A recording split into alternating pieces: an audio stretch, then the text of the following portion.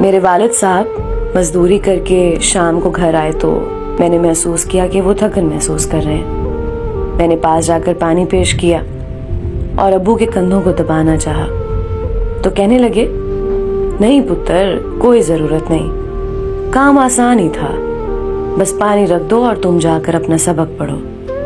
मैं अब्बू के कहने पर दूसरे कमरे में चली गई और अम्मी से कहा कि अम्मी, अब्बू का ख्याल रखा करें, आप तो उन्हें बिल्कुल ही नहीं पूछती, जैसे वो सिर्फ पैसा कमाने वाली मशीन है।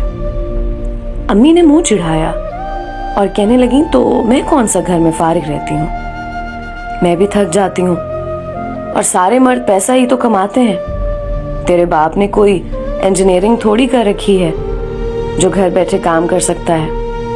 मैं अम्मी की बात सुनकर हैरान होकर अपने कमरे में चली गई और सोचने लगी कि मेरे घर में जो खाने पीने का सामान आता है वो एक ऐसा शख्स लाता है जिसने कभी थकन महसूस नहीं की और उसकी बीवी उसे पानी देने को तैयार नहीं। मुझसे रहा ना गया। मैं अब्बू के कमरे में गई।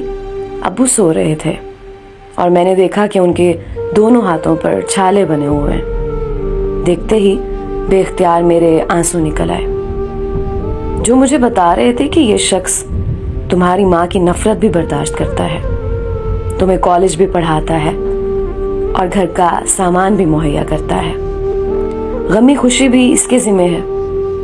लेकिन जब घर आता है तो कहा जाता है उसने कौन सी इंजीनियरिंग कर रखी है।